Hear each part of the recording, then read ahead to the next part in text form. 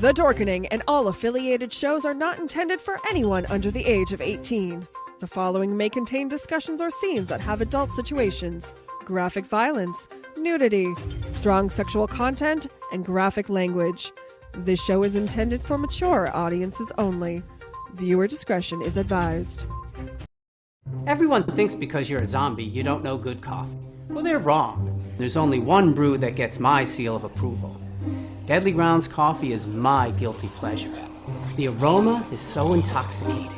It brings all of my neighbors out of the woodwork. Deadly Grounds coffee. Coffee to die for and zombie approved. It's good to get a little deadly. Use the front door! Oh, they're so disgusting. Hey, happy Tuesday, everybody. My name's Leon, monkey behind the keyboard. You're watching Splash Pages here on the Dorkening Podcast Network. We have a killer show scheduled for you today. What the heck is going on, Drew? Well, I looked up. What? Okay. I'm backing up. I'm backing up. All right, I'm coming back. I need him? Dick. What the heck? What happened? Was there an altercation? Yes, Dick. Did you get a chocolate thrown at your head? No. First things first. That's insensitive. Okay. Do I ask if a latke got thrown at your head? Second thing. No. Just cheese. That's all I'm going to say. Moving on. Hey everyone. Welcome to Splash Pages. We have a weird show for you. So very weird. Very weird. We'll finish up. You're watching Splash Pages here on the Dorkening Podcast Network. Before there was a huge commotion going on. As always, Velvet Joker, how's it going, bud? Good evening. Glad to be here talking about the Ambush Bug. Ambush Bug. He's so well lit. I'm so well lit tonight. He's so well lit tonight. Drew, how's it going, bud? I'm fine. Well, why do you always ask me that? I'm fine. Am I going to say no? I'm horrible. Go away. I'm great. It's good to be here. Let's get weird. You never know. So, tonight's going to be a fun show. It's going to be a weird show. It's a weird book. This is, I think, one of the weirdest books we've ever talked about. Oh, yeah. So far, I got to say that because there are a lot of weird comics out there. So, hey, Facebook user, not sure who you are. Hello. Good evening. What happened? Welcome to the show. So, Drew, before the show, you were bringing up Sidney Poitier. Yeah. So, unfortunately, and I feel like I've somehow become Splash Page's Grim Reaper. So I'm sorry to put a little downer on the thing, but I wanted to bring up that, like all years, I'm going to be honest with you guys. People are going to die. Okay. I'm just going to be straightforward in that. Celebrities, people, cats, dogs living together, mass hysteria. But there were two that I definitely want to bring up because their loss was felt by a lot of people. The first one would be famous actor Sidney Poitier. Is a trailblazer in film, and honestly, his loss is incalculable. I mean, I even I can remember saying with somebody with such gusto as the way he did it. They call me Mr. Tibbs. It's God, he had such great presence, and his films really still stand the testament of time. And he wasn't just, if I'm correct recalling, he wasn't just an actor. He was also a director. I think he was also a writer. So he was a real jack of all trades during a time when it was difficult for African Americans to really get strong leading roles. And he made it work. And I think we're just considering fortunate that we had him as long as we did on this earth. And, his loss is very felt. So that's the first one. And then the second one is one I have to say that hit me out of nowhere and took me for a spin. Bob Saget. Yeah. Bob Saget, man. And I think that one, hit me a little harder because Sidney Poitier was, if I'm correctly, was in his 90s. So that's a great run. Bob Saget was 65. You know what I mean? And they haven't released the cause of death, but I do know that he was on and off struggling with a lot of drug addiction. So I'm really hoping it's not an overdose. I did see an article, Drew, that said the police reported there was no drugs on the scene and no signs of foul play. Okay.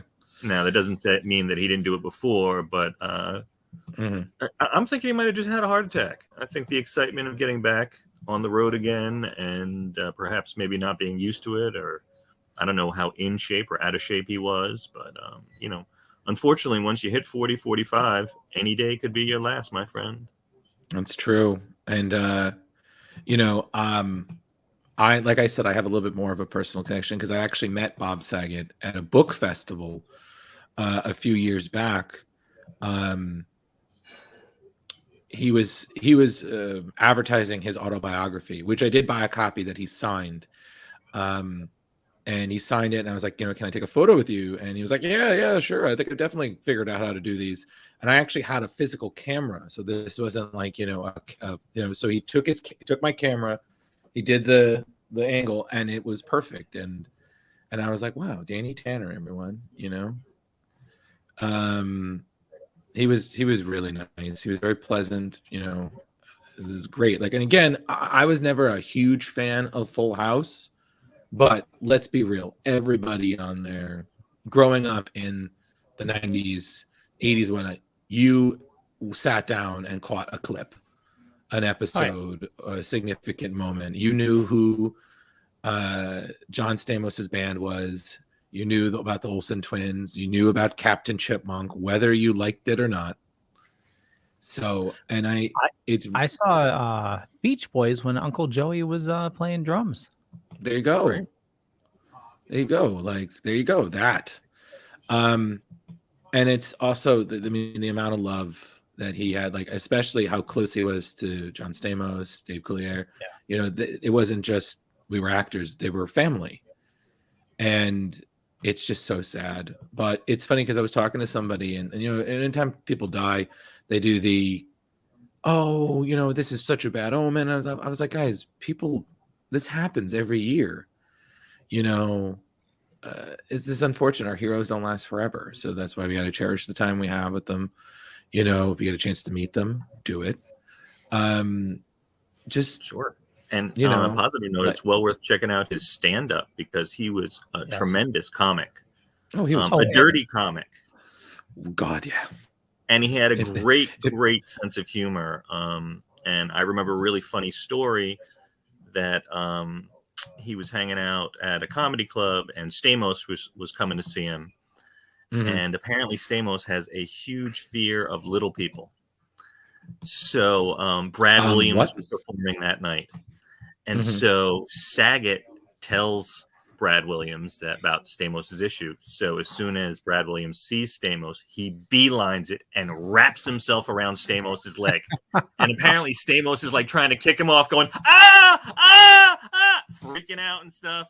And Saget and Brad Williams were just cracking up. And what a great, funny sense of humor. And I wanted to bring a little happiness to a sad moment. So I just thought I had to share that story. Thank you very much, Rich. I did not know that. That was pretty great. And it's also funny because if you ever read his autobiography, which is fantastic, I really need to stress that. I only ever read it once. Mm-hmm. And then I stupidly loaned it to a friend of mine to read. And we sadly are no longer friends. So she never gave me back the book. So I'm a little bitter there. It's a little bitter, rightfully so. But he had this story because he was close with Rodney Dangerfield back in the day. They were close friends. And one night he invited him to hang out. It was him, Rodney, and Ron Jeremy. And for those who don't know who Ron Jeremy is, look him up on the internet because I'm not saying it. But now jailed Ron Jeremy. Oh my God, he's jailed? You really don't know that? I really did not know that. Yeah, I'm gonna have you Google that now, sir. My, how the tables have turned. Yeah. He had this thing where he was talking, and Bob couldn't make it out, so Rodney was a little disappointed, and Bob apologized. I was like, "Yeah, I'm sorry, I got this thing." Something. I was like, "Oh yeah," and it's just so funny because when you read Bob's words about Rodney, it's one of those like it's impossible not to start doing a Rodney impression, like you're quoting Back to School, you can't help it. I got no respect. Exactly, but it's just he sits there and was like, yeah, I can't hang out with you, and then I'm hanging out with a guy who can suck his own dick, and I'm just like, I can't deal with this man. I was like, this man had a movie about him being a dog with a tie. Like what? No, it was just like I said. He had so many good stories, especially funny enough. He worked on Dirty Work, I think, right, with Norm Macdonald, right? Dirty, I didn't know that. I think so, because I believe he talked about that and Rickles, because Rickles was in the film. Okay. And again, it's about getting that extra perspective. You know what I mean? It's that perspective of somebody who was in the room as these things are happening that we only read about and know about. It was just great. I mean, that's why autobiographies are wonderful like that. But again, everybody, please check out the works of Sidney Poitier. God, I hope I'm saying that ever name checked right. out? He's got a great movie with Aykroyd called Sneakers. Yep. You've never seen that. It's a spy flick. That he's particularly good in, probably one of the more modern movies that people might know him from. And then, Bob Saget, just look up America's Funniest Home Videos. That's what we did, kids, before YouTube. That's how we found out humanity was fucked. But so I hate to bring that up, but it had to be mentioned. Now, Leo, is there anything else you have to say? Sorry, I'm just doing a tweet here. Yeah, well, Eternals comes out this week. I'm finally going to watch it. All right. Yeah. Hey, speaking of finally watched, I finally watched Afterlife. Nice. We can finally talk about it. Yeah, and goddamn, that beautiful Harold Ramis nod at the end. Yes. I cried. Come on, I know you did, Drew. You know what? Listen, it Let was it out. Beautiful. Get in touch with that emotion now. No. Come on, don't be a Grinch. Don't listen. Don't Let make your me heart Rorschach. grow 3 sizes this moment. Don't let make it me out, Drew. Just let it out. You guys don't make me. You guys don't make me Rorschach this. Come on. Nope. Just no. No. But Rich, I'm really glad that you were finally able to watch it because it's awesome. I can't wait to own it on DVD. I'm still up in the air if I want to do the $99 box set of all 3 of them, especially because it's going to have a lot of the 4 of them now. Oh yeah, right. Because they've added the a digital copy. The female version. Because people. Because I understand your pain as far as it being associated with the franchise. There are certain aspects of the movie are still pretty funny. Hey, listen, Rich, I'm wise and old enough to acknowledge different perspectives. That I may not share, but that other people respect. And again, I don't hate if people love it and dresses like it's fine. It's just when I thought about it, it wasn't my cup of tea. But is it part of Ghostbusters? Sure. But did we have to complain about not being in the feature? It was like, no, but whatever. But my point being is, so you liked it? You enjoyed Afterlife? Absolutely. It was thoroughly satisfying. It hit on all the classic stuff and the beauty of Sigourney giving her little cameo at the end. Still gorgeous. It was just beautiful. And, hitting on everything and the continuation of the storyline. So I'm excited to continue watching this. The kid from Stranger Things, goddamn, is he thin and tall? I barely recognized him. Oh my god, yeah. And I don't know if we've ever seen the young lady before that plays Egon's granddaughter, but she did a great job. Yeah, she was the younger Carol Danvers in Captain Marvel. Grace McKenna. She's also been in some really great movies. She's definitely an up-and-coming actor, but she was one of the best parts of the film because she just nailed. Like, that to me was probably one of the best tributes to Harold's humor. Just it's fantastic. I mean, listen, well, we're not here to talk about that, but I'm glad you finally watched it. And perhaps in our next show, I can briefly say that I'll say that, hey guys, I finally watched Black Widow or Eternals, or Marvel's What If or Hawkeye. But I will say my one complaint though is that they couldn't get Rick Moranis to do a cameo.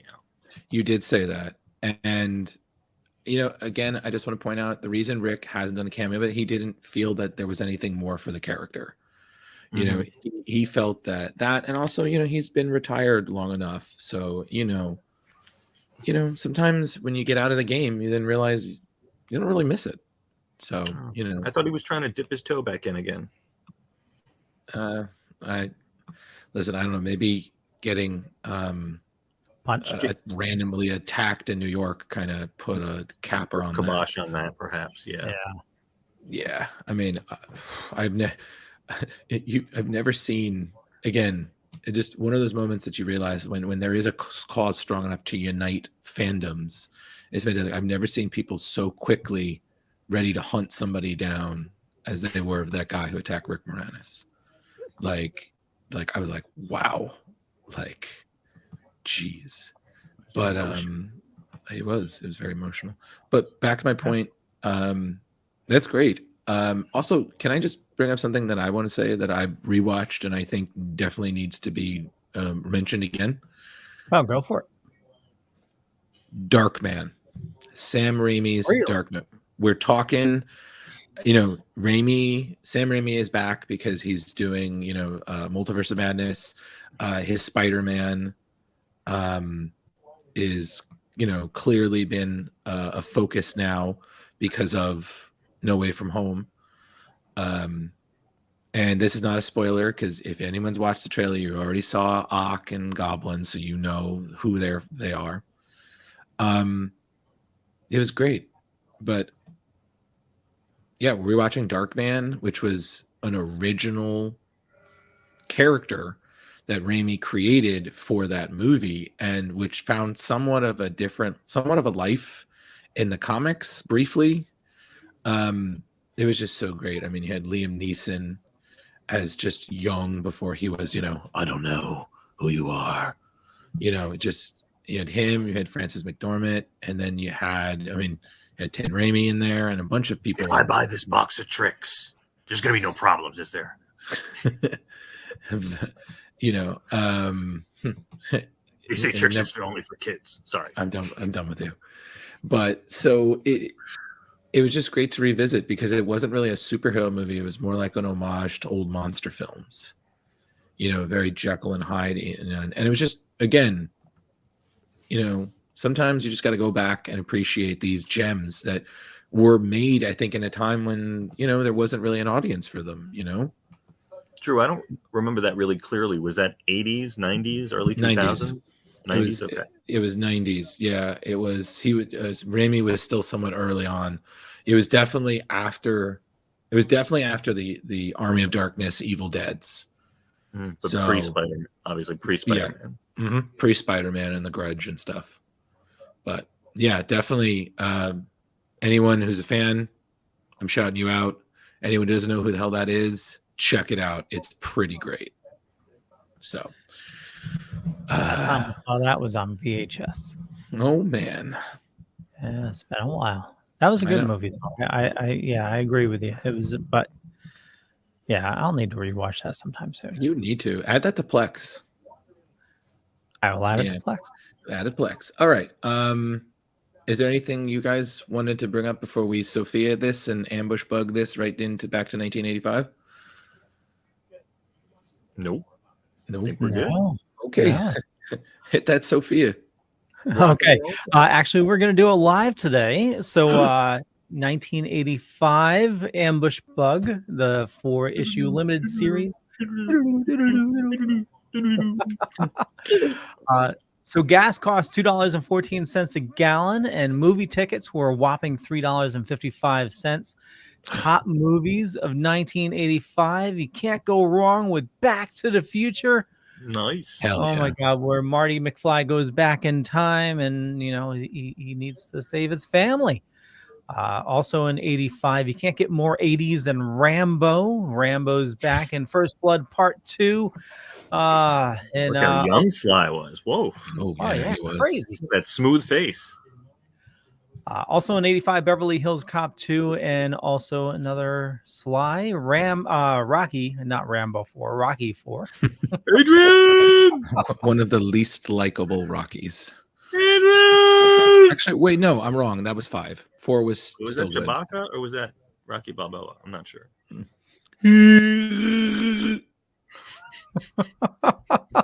Top TV of 1985, Family Ties, where Marty goes back in time to teach the Republicans what they really need. No, sorry. I loved Family Ties. Also in 85, Murder, She Wrote. Cheers was another great one. Dallas and Golden Girls. Saturday morning cartoons, thankfully, were fully on and going. We could catch classics like Ewoks. Before Baby Yoda, we had what was his name? Help me out here. What the fuck is that little Ewok's name? I don't remember. Widget. Wicket W. Warwick. Wicket. Yeah. Oh no, that Wicket. was the guy. Wicket. It was Wicket. Yeah. Yeah. And also at the same time, Droids. So you had a Star Wars Power Hour.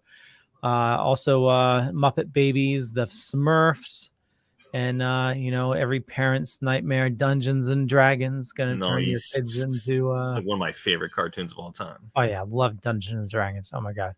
But it was gonna turn us all satanic, so it's we had that going for us. Top selling comics in 1985. Secret Wars was going on. Secret Wars 2, Uncanny X-Men number 195, Crisis on Infinite Earths number 4, Web of Spider-Man number 4, and Cloak and Dagger number 2. Nice. Those were the top selling comics in 1985. Some gems there. Yeah. Just a young freshman in high school. I was out of all that. What's obviously Back to the Future is everybody's favorite, but what's your second favorite out of the list? Baby Beyonder, Secret Wars 2. Secret Wars 2, yeah. Oh my God, I was like the Baby Beyonder story. Murdering heroes. It's so funny because in essentially what happened is that Crisis on Infinite Earths and then Secret Wars they're the grandfathers of the comic book crossover event. What they did laid down the groundwork for every other mainstream event we've ever seen. Absolutely. And I honestly still feel that a lot of events can't really match some of their scope. I mean, especially Crisis. I mean, Crisis, you took all those separate DC worlds and you're trying to put them in one box. It's a lot. If only there was a DC continuity cop. And which is again exactly what Ambush Bug is making fun of. Yes. But $2 every time you tell me gas prices, Leo, I just feel my wallet whimper. It's just why. Yeah, $2.14 again. That seems a little high for 1985. Maybe it was. That does sound high for 1985. That sounds real high. What was going on in 85? Maybe for Stacy and Madonna, but that was, of course, way before Nirvana. I'm done. I remember my senior year of high school. I think it was which is 89, was like 199 or 99 or 109, something like that. Okay, so my mistake. Actually, $1.12 a gallon. $1.12 a gallon. Yeah, that's. Now Drew's pocket are really crying. Yeah, $2.14 was constant.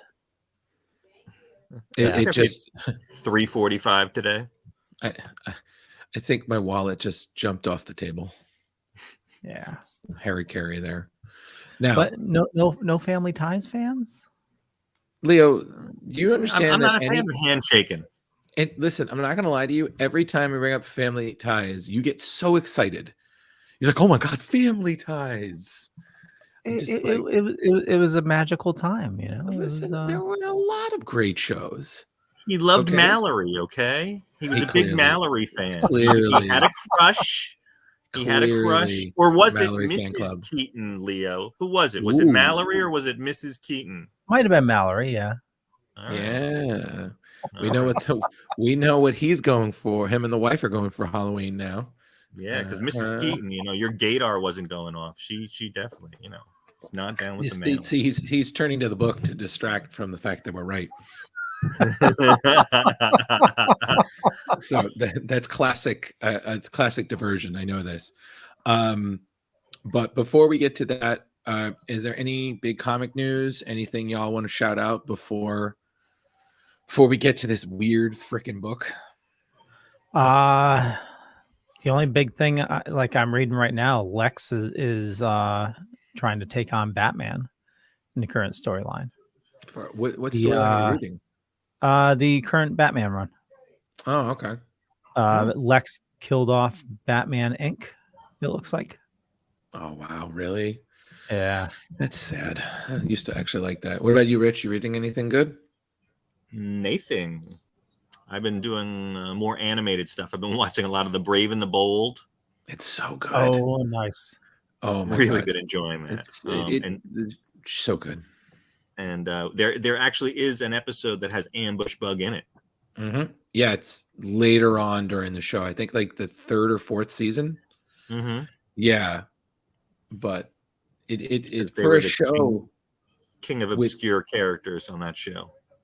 For a show that was very Silver Age, I thought it did a really great job of establishing its characters and still being really entertaining. And honestly, I have long said that if you're going to introduce anybody to the DC universe, you should show them that show and they'll have a good understanding of the characters. Plus, the episode where Batman splits into 3 versions of himself is pretty great. I just saw that one. Oh my God. Batman does not eat nachos. Or when Plastic Man, Green Arrow, and I think and Captain Marvel all dress up as Batman in Batman's absence because he's injured. Mm-hmm.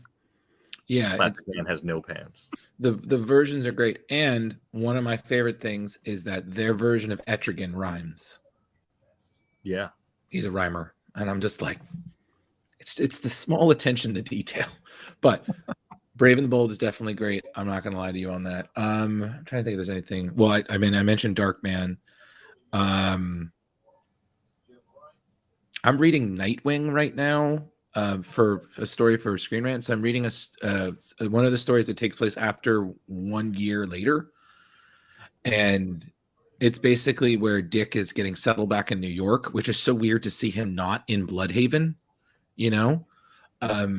and Jason Todd is impersonating Nightwing. Apparently he's been doing that for like ages, but he's Jason Todd, so he just no problem killing people. So that's weird. And then at some point he just turns into a gigantic tentacle monster, and I'm just like, wait, Jason Todd does? Mm-hmm. And are you sure you're not reading the manga? No, I'm you know what, Leo, just because you said that, next time I'm gonna send you a screenshot so you can see what I mean by tentacles. And it's horrifying. I want to see your hentai. No, it's not my hentai. Okay, first things first, you would be so lucky. Second thing, I don't watch that, young man. Third, Mallory. No, it was one of those where it's one of those like, who thought this is a good idea? It's one of those where now that DC is in that stage of everything is continuity again, everything is all connected. You're like, so this is canon again? Jason Todd's red hair is canon again, so this is canon, and you're like, okay, this is one of those we don't talk about it. What about that? I was like, no, don't have it. But yeah, so I'm reading that right now. It's decent, but it's just weird. But story of my life. So Ambush Bug. Yes. This was a mini series in 1985. Indeed. This was your pick. So can I ask you, what made you choose this? Is it a curiosity? Well, as I have committed to trying to find more obscure and less popular, less top 10 comics, I always remember this being funny and goofy, and he was such a pain in the ass to Superman, and I was like, this has to go on the list. This has got to go on my top list of obscure things, because I know you guys would never pick this, not in a million years. Mm-hmm. So that's where it came from. Short, and, simple, to the point. Yeah. And his little assistant in the beginning, it's what is it? A doll he finds on the floor that becomes the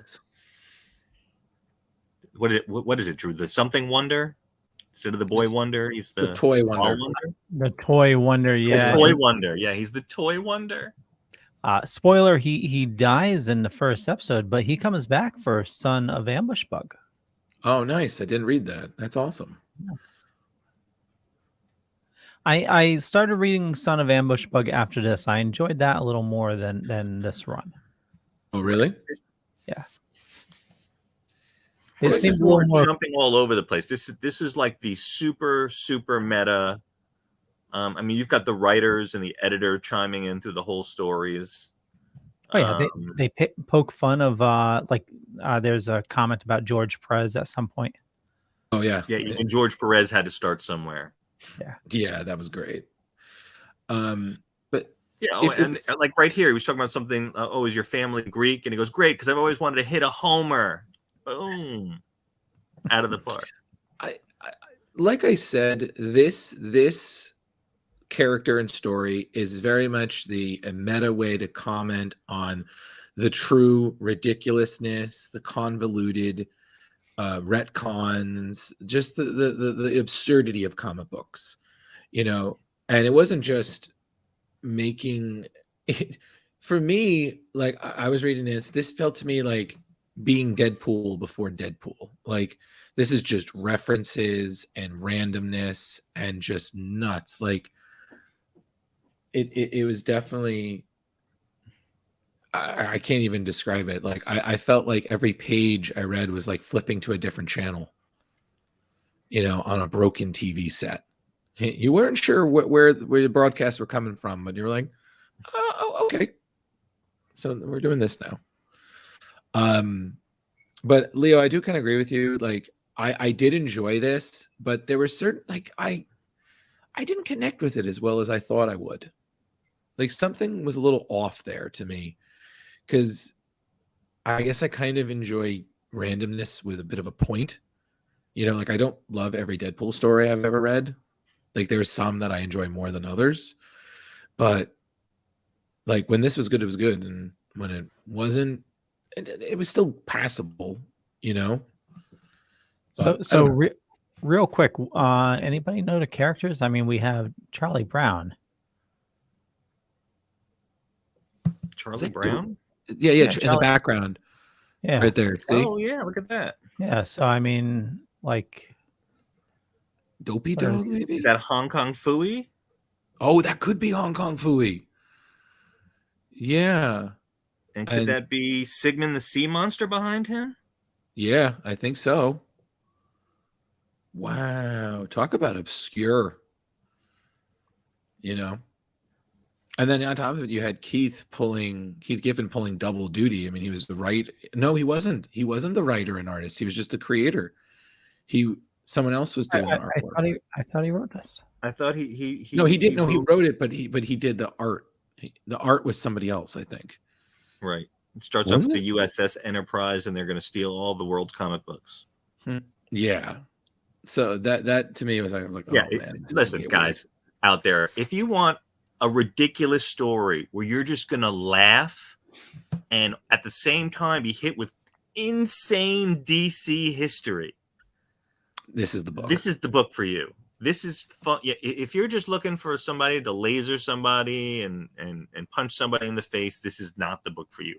But if you want to laugh and laugh at the absurdity of comic books through comic book artists' eyes, it's great. The comedic value on every other page, I was like, that's brilliant. Oh my God, how do you not think of that?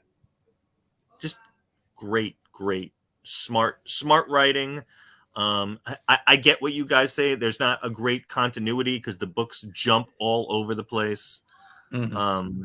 But there's a creative obscurity and absurdity is the beauty of this book. Yes. Well put, Rich. Well put. Thank you. Now, I totally got what it was going for. I just felt that the Son of Ambush Bug accomplished it a little better. You know, I totally get going everywhere and Drew talking about flipping channels. But it's just I absolutely loved it, but it does seem like it went where I got lost a couple places. At least, you know, maybe give some sort of ending before you move on to something else. So I do need to ask this because since it was a very much common thing, what was your favorite Dark Side cameo? I have to ask that because I know which mine was. So when he gets deflated, that's my favorite. Okay. Mine was working at I think McDonald's. I did forget about that one. That's pretty funny. So, 1 second.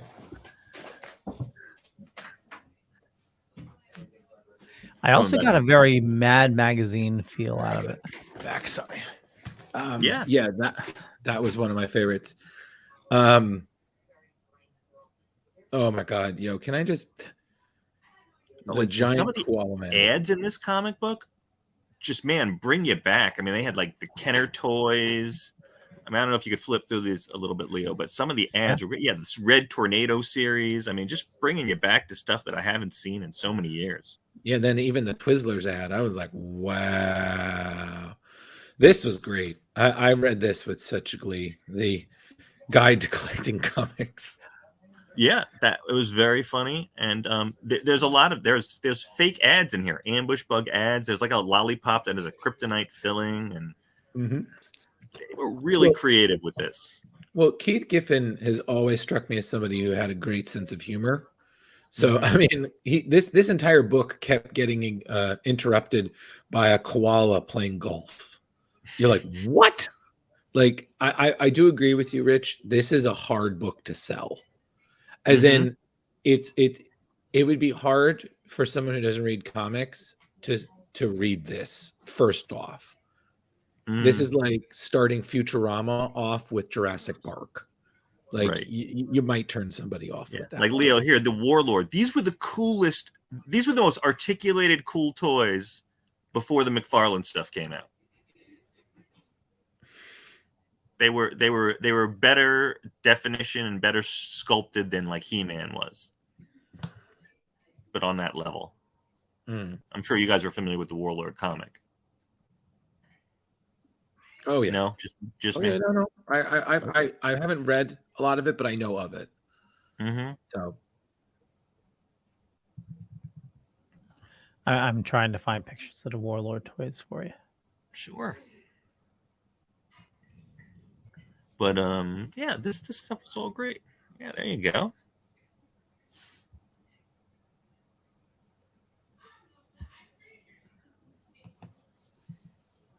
Boom. Boom. Dark Side with fries. It's the hat. It's the hat that gets me. Dark Side. You know. I bet a Big Mac on Apocalypse doesn't even come with fries. Because listen, they're evil, so McDonald's will be there. They have blackened fries. There you go. Look at that Superpowers collection. It's impossible for you not to read some of these ads and not want to do like voices. Now, to me, this was my favorite issue. Because being someone who remembers way too many weird things. This was great because, and I was talking about this with Rich, Leo, before while we were waiting for you to come on so we could start the show.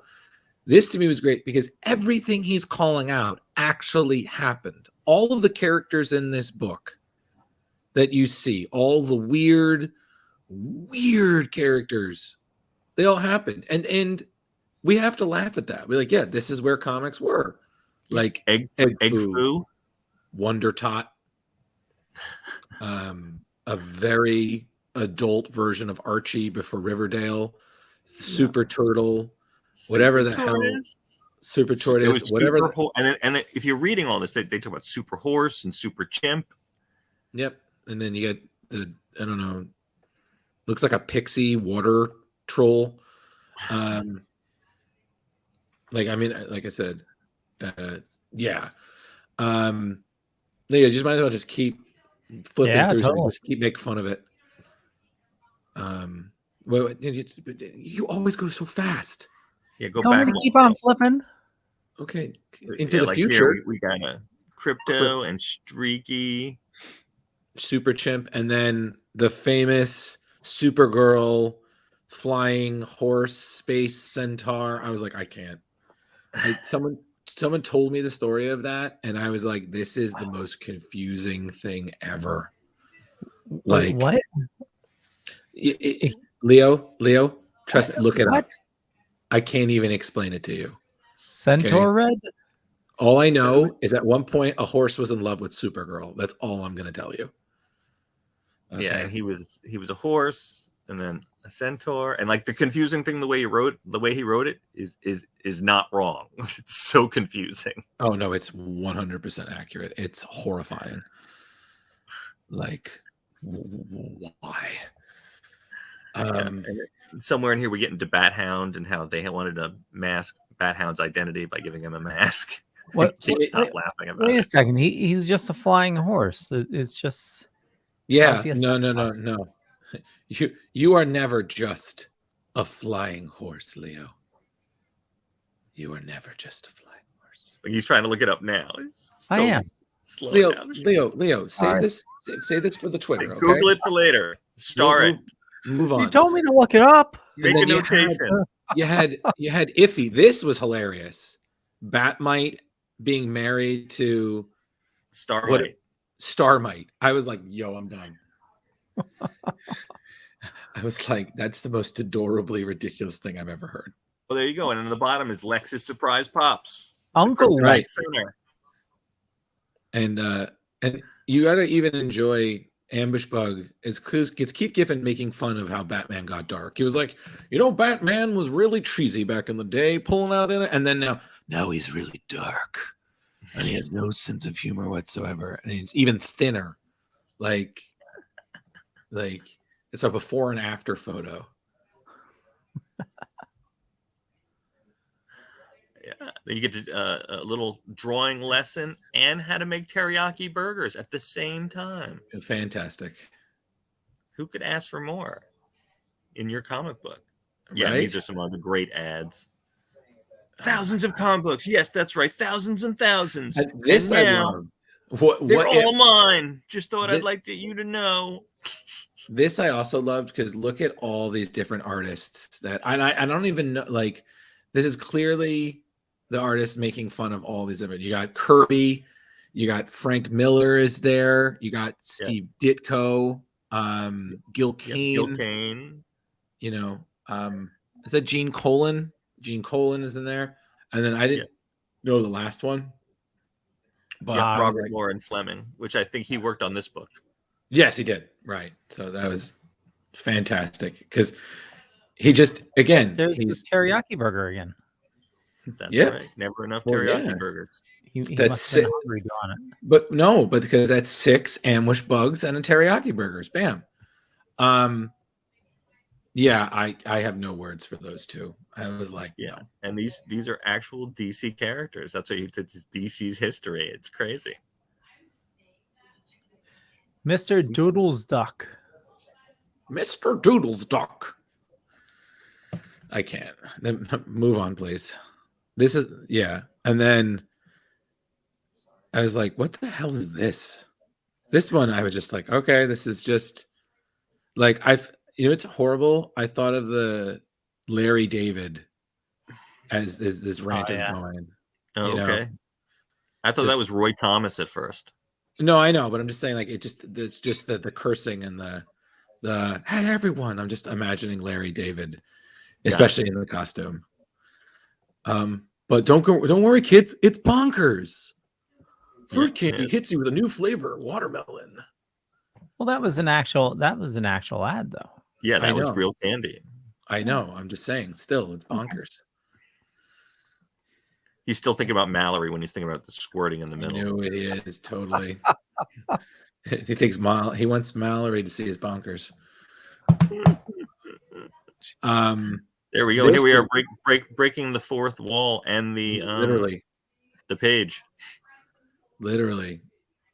And this is where you get that even George Perez had to start off somewhere. Yep, right there on the upper right. This character, Mopey. So, Rich, can I for a second? Because I actually go for it. Because I was not aware of this till I read this, and I'm so enamored by this character. The only reason I know about it is because I wrote an article for it for Screen Rant. So basically, back in the day, I think Julia Schwartz had some hand in this one. You met this character who basically stopped Barry Allen and told him he had to take away his powers because Barry accidentally, basically Barry shouldn't have gotten them. He was the one responsible for the lightning bolt that struck the lab, giving him his powers. But because the chemicals that were used were technically police property, that would be considered a crime. So he had to correct the injustice. So the Flash had to bargain with Mopey, who I believe is styled to look kind of like one of the DC editors. I don't know if it was Julius or not. Again, it's been a couple of months since I wrote the article.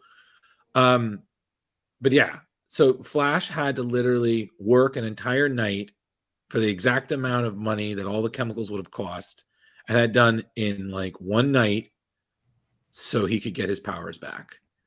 And then we never saw him again.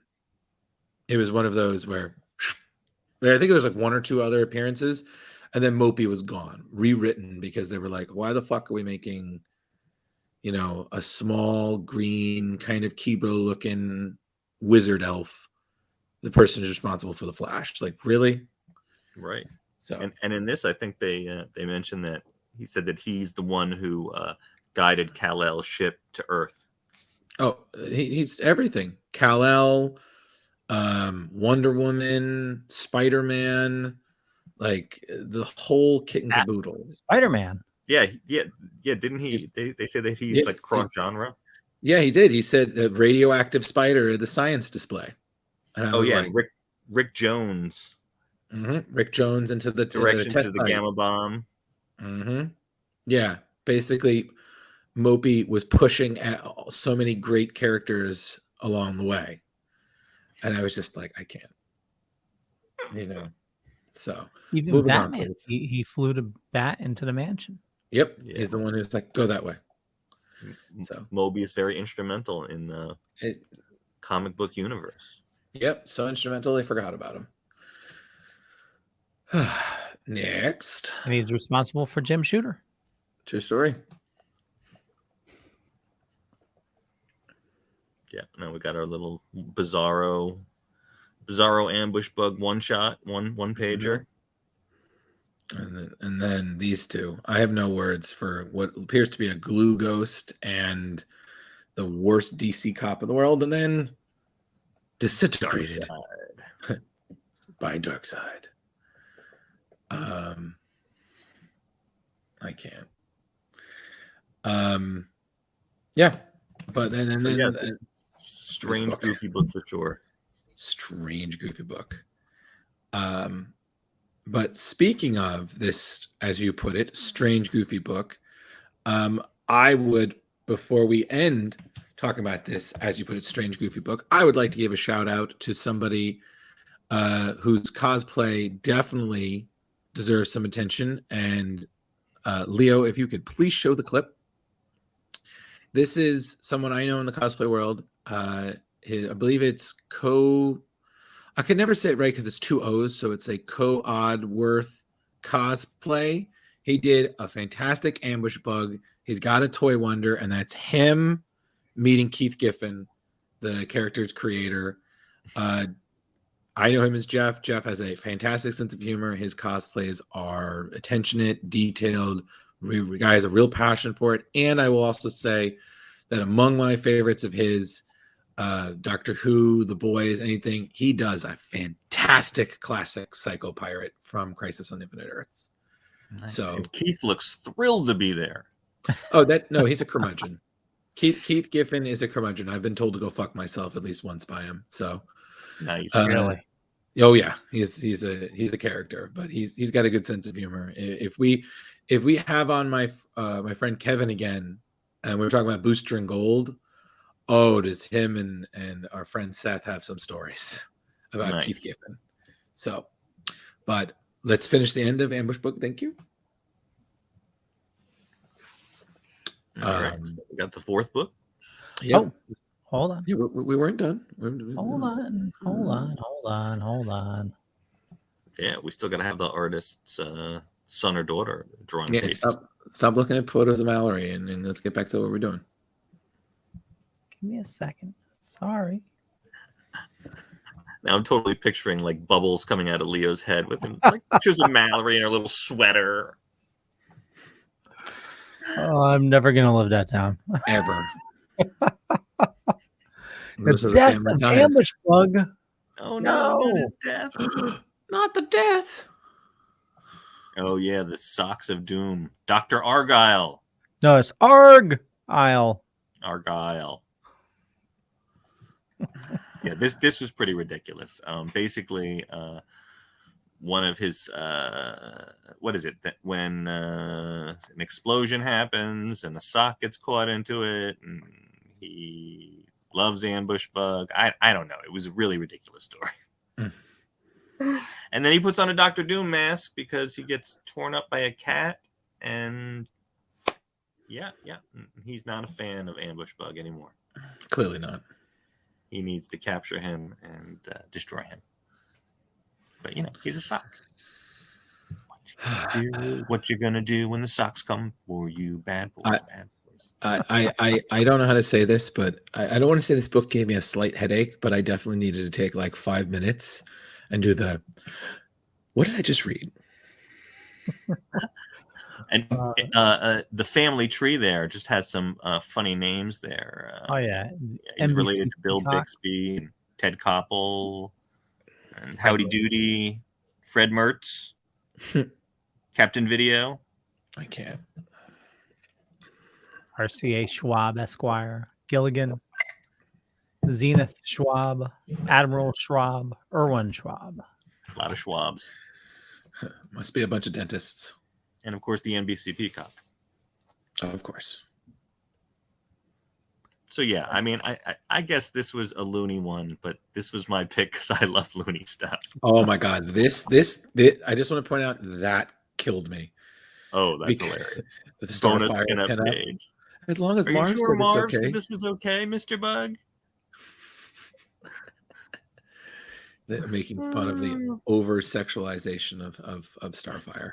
Poor Marv Wolfman being abused. Oh God. Again, I just will say this. Even if there are moments in this that I too, like Leo, was very lost. I mean, you got to give one credit. Keith Giffen's got a good sense of humor. Oh, you know, and I don't know if you guys read the letters pages at all, but they're really funny too. Oh no, I didn't. Oh yeah, because Ambush Bug is the one who's answering them. Oh no, really? Oh no. Yeah. Oh God. Yeah. So if anyone out there needs a good comedic laugh, this is the book for you. Agreed.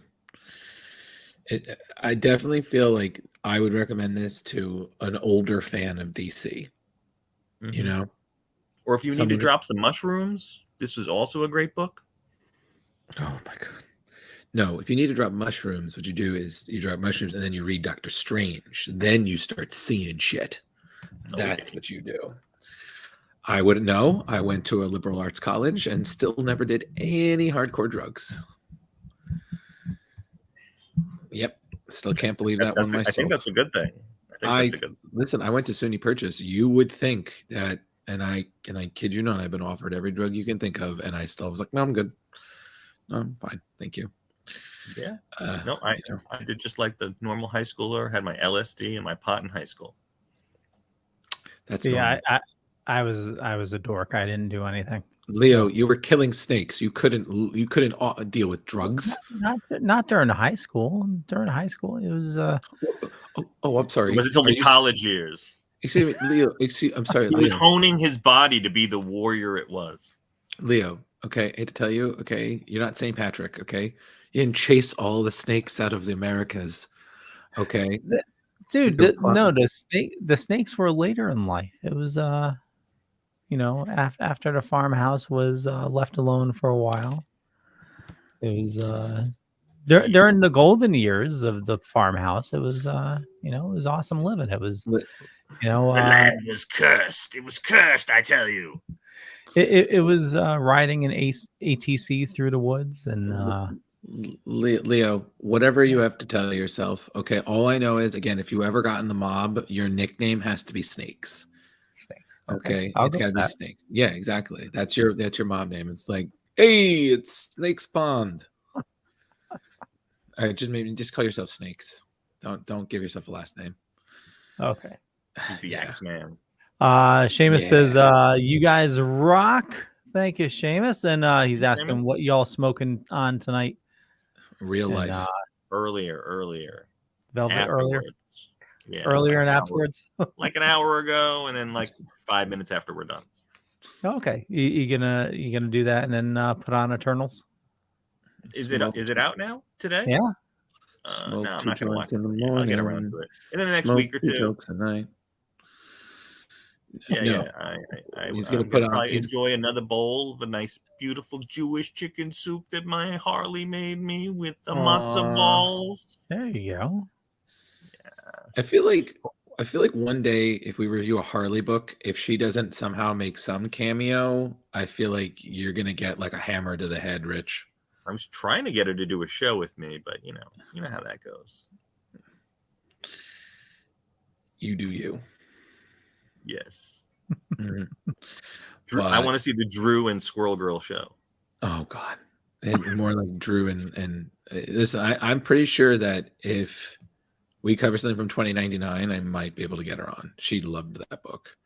Okay. So, but I guess before we get to our concluding thoughts, because I don't feel like there's really much more to say about this. I don't know. No, should we crowbar this bitch? Do you want a crowbar? Or do you want to do a Toy Wonders? Absolutely. How many Dark Side Fry Guys do you want to make this? Oh my God! See, the toys. I'm giving it 3.7 Dark Side Fry Guys. I'm done with you. I'm gonna give it 3.5 Toy Wonders. It was definitely good, but there were certain parts of it that I was like Leo. I was like, what? What about you, Leo? Yeah, I agree. 3.5. Yeah, it's it's a solid B. Yeah, I would have enjoyed it more if I understood some of the references, but yeah, it was wacky as all hell. I love it where the creation of it was, what if Bugs Bunny was a superhero? Okay. That was from Keith. Keith said that. Oh, nice. Awesome. Yeah, and it's also great because Ambush Bug actually is now. I mean, he's always been on and off in comics, but he's actually made a more recent debut as part of the latest Suicide Squad. Oh, cool. So yeah, it's really weird because you're seeing a part of Doom Patrol as well.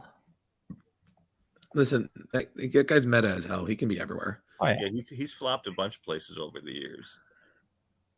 More than just tormenting Superman, he's definitely expanded his insane repertoire. But I mean, he's gone in and out of favor over the years with DC as well. I think he was in Infinite Frontier as well. And I know he was in all the DC Infinite Earth, Crisis on Infinite Earth series. I was honestly waiting for them to be a time. If I could just see one panel between him and Deadpool, I feel like that would just break in. Oh, just be like, I sent that to the messages instantly. It was a weird thing. Yeah. I don't know if you guys can pull that from the messages, Leo, that image that I sent of the two of them together. It's something. If it's even worth doing. Yeah, Facebook is going super slow. Hold on. Super slow. No worries. Super slow. Yeah, right after Drew wrote, Leo, where my links at? Where my links at, yo? Where my links at, yo? Sometimes we got to get after our captain because, got to work late. He got the day job to worry about. Oh, whoa. As do we all. Yeah, it's true. But, yeah, trust me, I get it. Because I got to get, when we're done, I got to eat dinner and then I got to jump right back briefly to my other job. Because apparently I had like 24 applications in one day. So I'm like, wow, that's great. There you go, Drew. Like, yeah, well, Ambush I'm Bug submitting... versus Deadpool. Oh, where? What? Let me see. Hold on. I jumped away for just like a second. Sorry, loser, but I'm the only one who gets to break the fourth wall. Do your worst. I'll just get rebooted. I got to read that. That's awesome. I've got to read that. Okay, so I don't know. Do any of you have anything to wrap up, or also Leo? Do we leave a little spoiler about our guest next week, or do we let them tune in? Well, we can definitely give a little spoiler. Next week, we're going to be talking to one of the artists behind Pinky and the Brain. Animaniac. So, yeah. Kind of, yeah. Yeah. Isn't that where Pinky and the Brain came from? Yes. Oh, yeah. No, you're right. Just making sure. You're right. But no, I'm very excited because that show came out in the 90s. It's still funny today. Oh, hell yeah. And I can't wait for Doug's stories about writing the show, working the show. I've met both Maurice and Rob Paulson, and they God, those men, like, I think voice the reason actors. Correction, right? Those voice actors. Thank you, Rich. Mm-hmm. I honestly think voice actors will live forever because their job is primarily bringing joy to other people, especially comedic ones. Like, they'll never age because they bring joy. Like, come on. But that's just my opinion. But I'm very excited because I love Pinky and the Brain. Yeah, so look forward to that next week here Tuesday on Splash Pages. Yes. Well, I want to thank everybody for watching this fine evening. Definitely check the show notes up above or down below, depending on where you're watching or listening to us. And as always, Drew, where do you like people interacting with you? Listen, I'm on Facebook. I'm on Instagram. I write for Screen Rant. I've said it a billion times. I'm sure you've heard it. If you look me up, I promise you I will respond with a yay or nay. I promise. Just, there you go. Go. Have a good night. All right. Well, you can find me here, of course, every Tuesday on Splash Pages, a comic book club, which we would love for you. If you have not joined yet, please join on Facebook, Splash Pages, a comic book club. And you can find me. I'm Rich Davis on Facebook, and on the gram, you can find me. I'm Ghostbuster Man 1984. I hate you so much. And just Google Leo Pond. You'll find a bunch of stuff about me, but more importantly, follow these awesome people. That's what you need to do. And check out the Dorkening Podcast Network, about 40 shows on a network. A lot of awesome people doing a lot of awesome stuff. And with that, catch you guys later. Bye, everyone.